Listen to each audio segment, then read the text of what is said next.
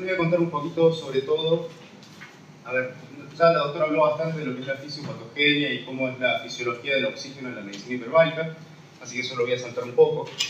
El doctor habló también bastante bien sobre lo que es el estrés oxidativo, ¿verdad? Entonces yo lo que intenté hacer es mostrar un poco la evidencia, o recabar la evidencia, de cómo la cámara hiperbárica y la terapia de oxígeno hiperbárica actúa tanto en patologías reumatológicas como neurodegenerativas.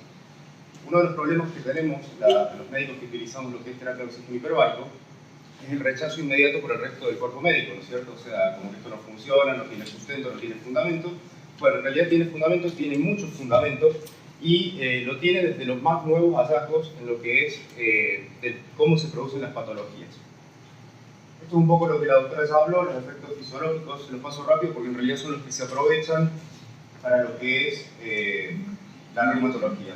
La vasoconstricción con la disminución del edema, la resorción del edema, la neovascularización, la osteogénesis, la modulación de la inmunidad celular, la síntesis del colágeno, y esto que es la modulación del estrés oxidativo y la respuesta inflamatoria va a ser lo principal, tanto para la parte de lo que es reumatología como de la parte de lo que es neurodegenerativo. Neurodegenerativo voy a hacer foco en lo que es principalmente Alzheimer y lo que es Parkinson.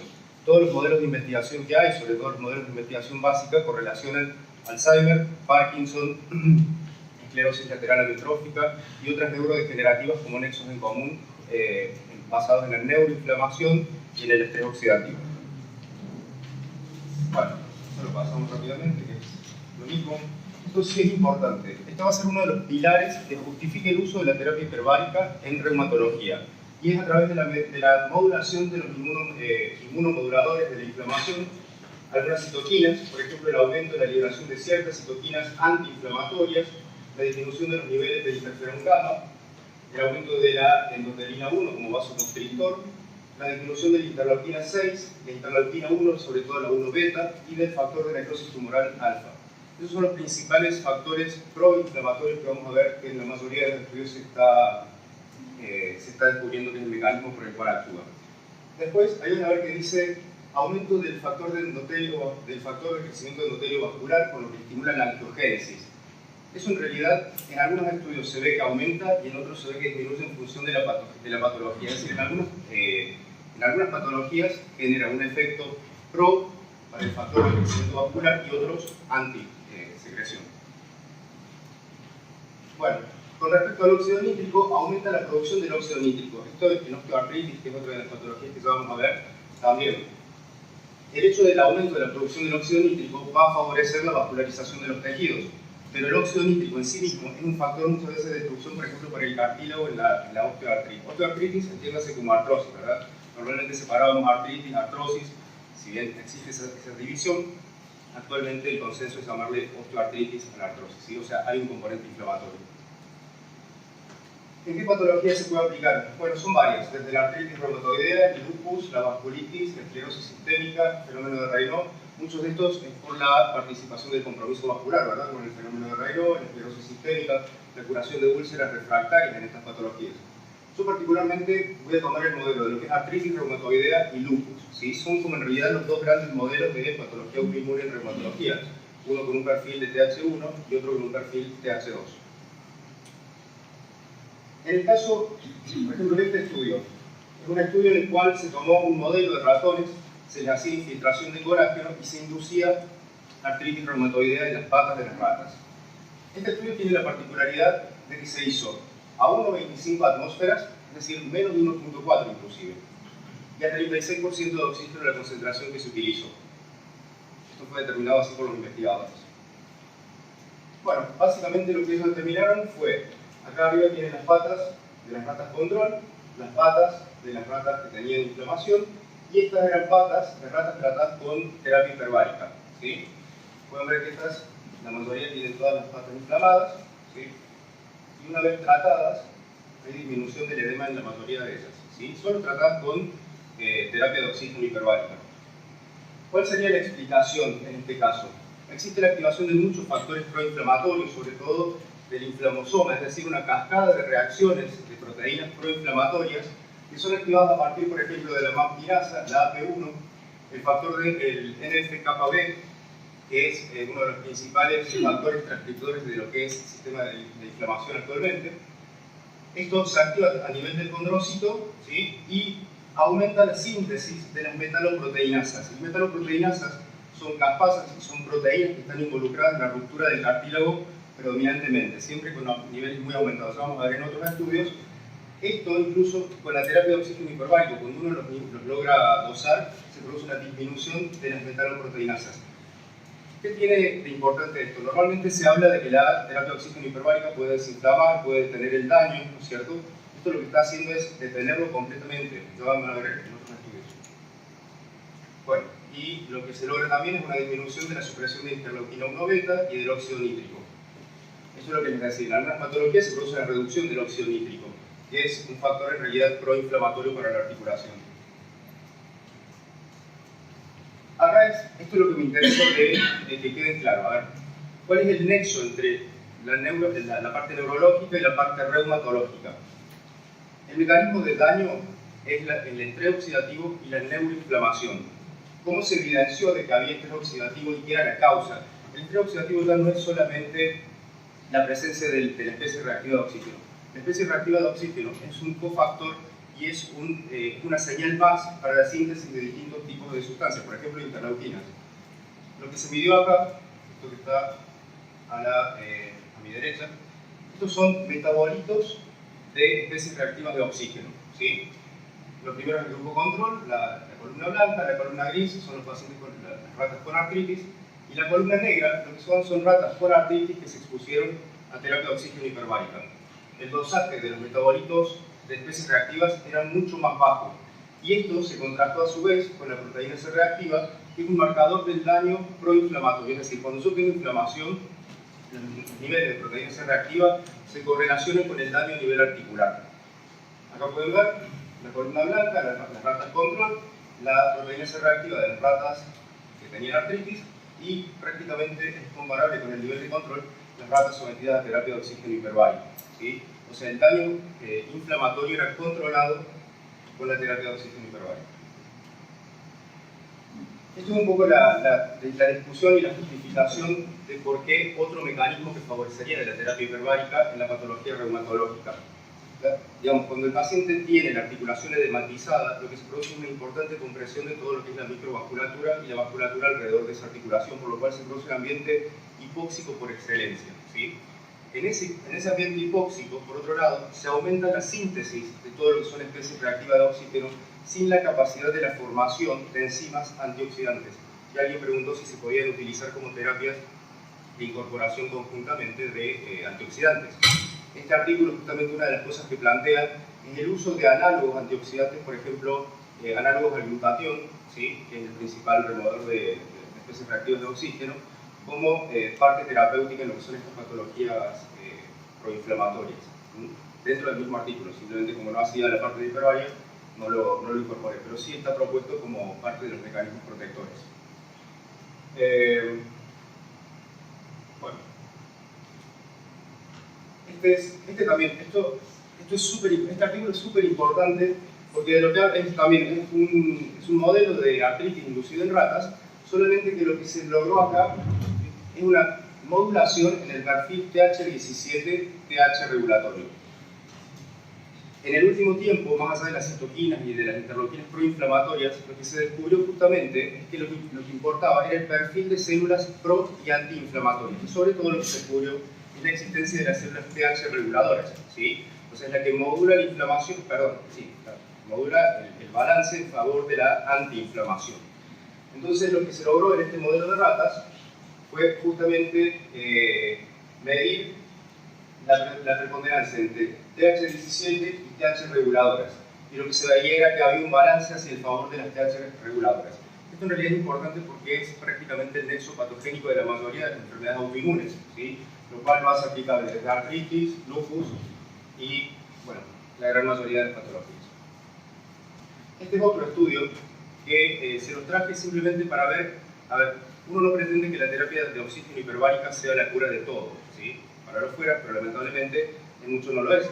Pero sí es una herramienta bastante útil y sobre todo cuando se ayuda como terapia coadyuvante, es decir, terapia conjunta con otros tipos de terapias algunas de ellas que funcionan de manera parcial o funcionan en algunos casos con gran porcentaje de éxitos, y utilizados junto con lo que es terapia de oxígeno hiperbárica aumentan la eficacia, ¿sí?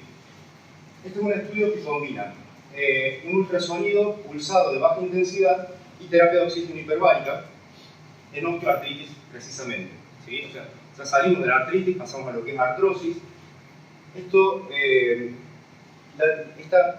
ultrasonido de luz pulsada es lo que normalmente también se usa al estilo de, bueno, el ultrasonido cuando uno va al kinesiólogo. Ustedes vieron, hay pacientes que tienen alguna efectividad, hay otros que no tanto.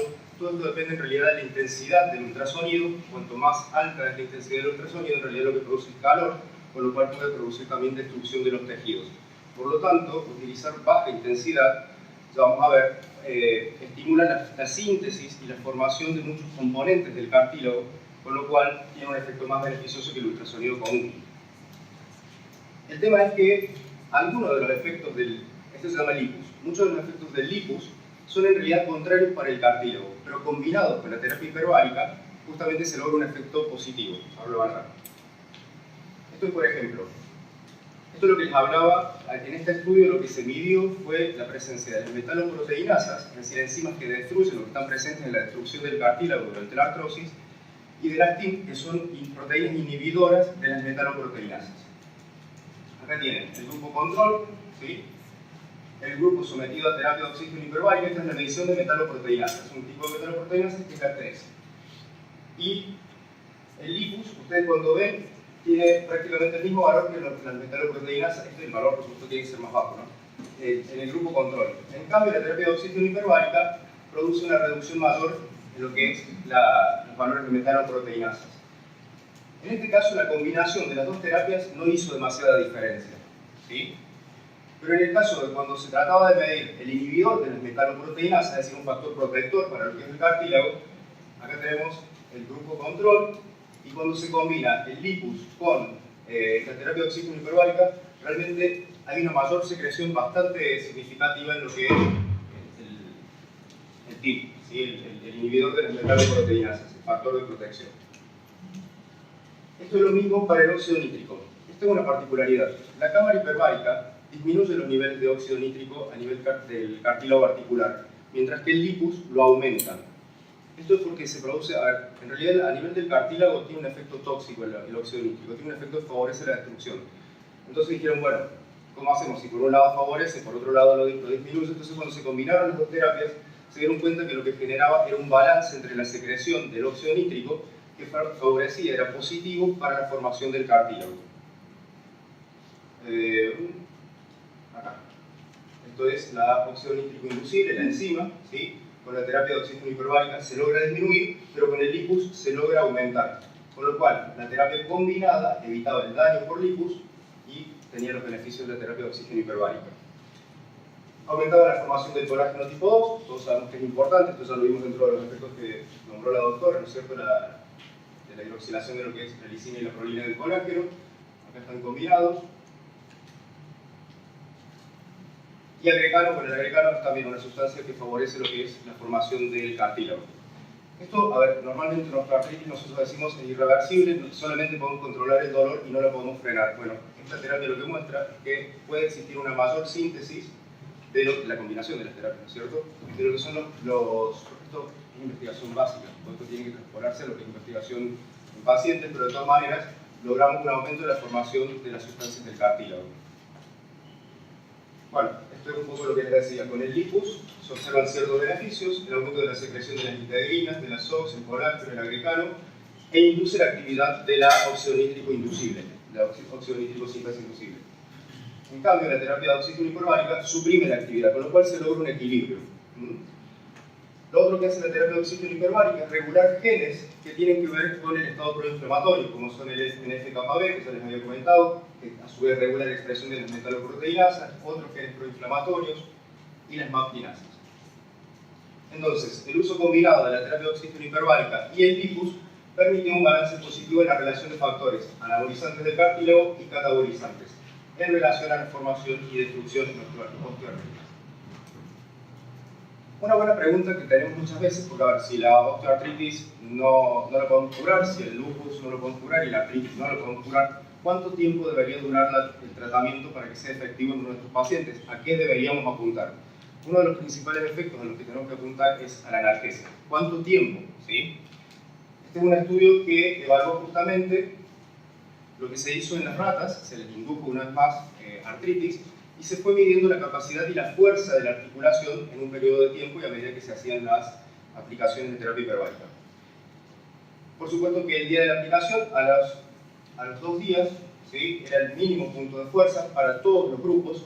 Se los sometió a 1 hora, a 3 horas y a 5 horas de terapia de oxígeno hiperbárica, ¿sí?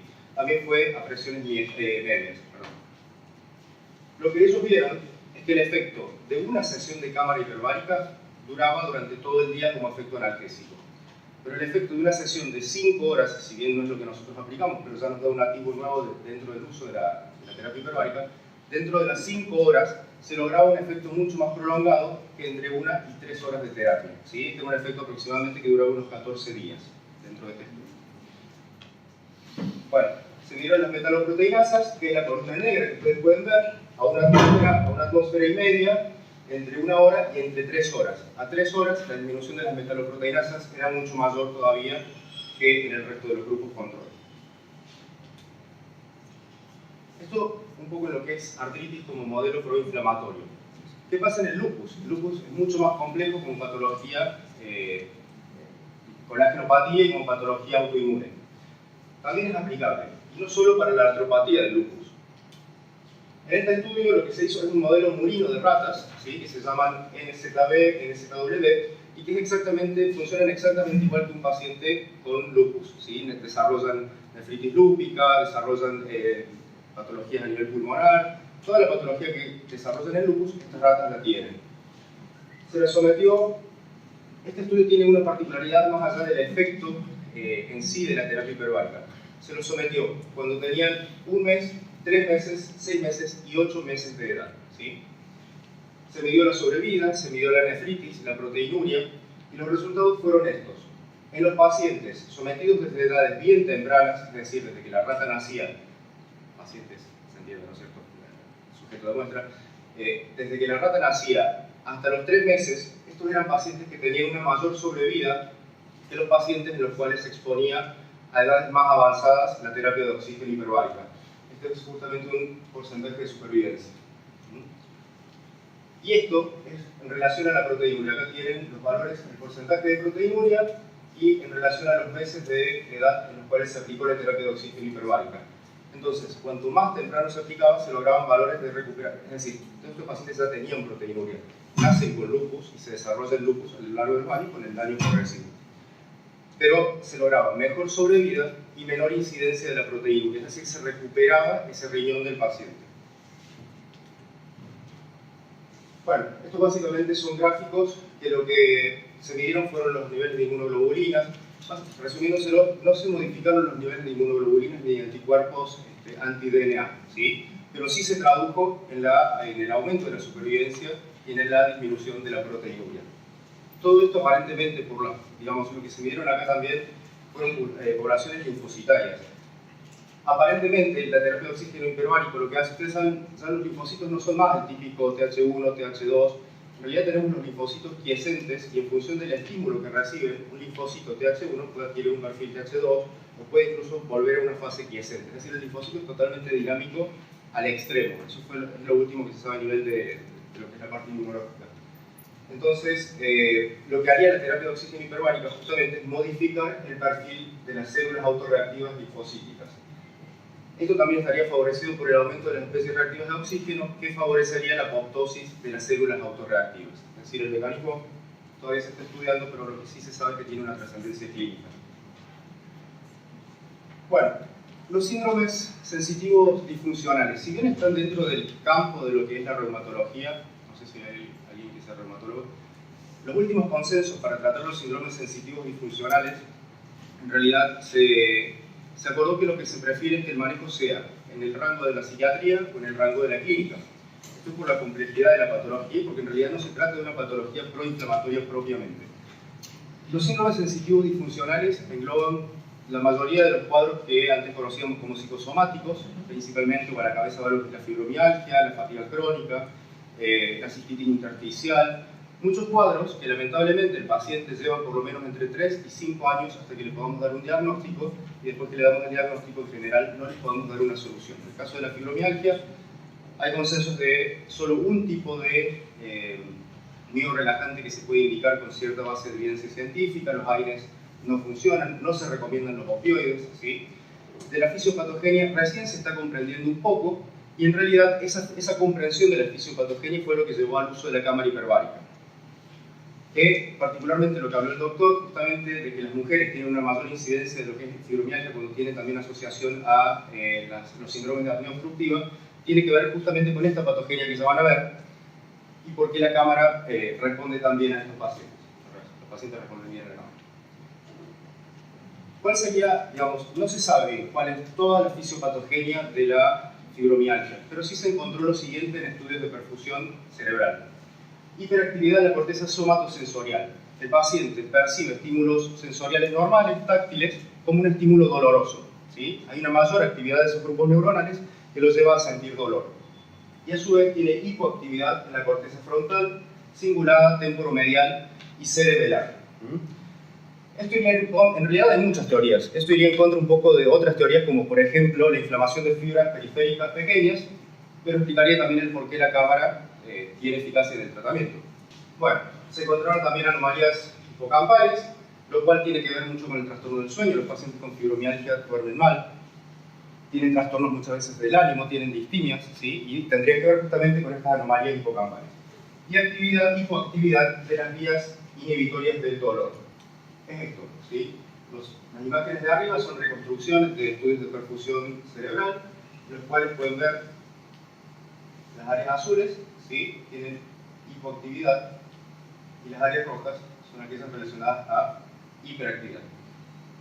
Los gráficos de abajo corresponden justamente a los pacientes tratados. Cambia completamente, las áreas de hipoactividad comienzan a tener actividad y las áreas de hiperactividad la disminuyen. Este estudio en realidad se los comento porque fue el más importante a nivel de fibromialgia, y a su vez fue muy interesante cómo se construyó, porque si ustedes toman un estudio doble ciego randomizado, ¿cómo hacen para randomizar al paciente que no recibe el tratamiento hiperbárico, siendo que la cámara hiperbárica genera efectos como bueno, el efecto normal que se tapan los oídos, la sensación de los senos comprimidos?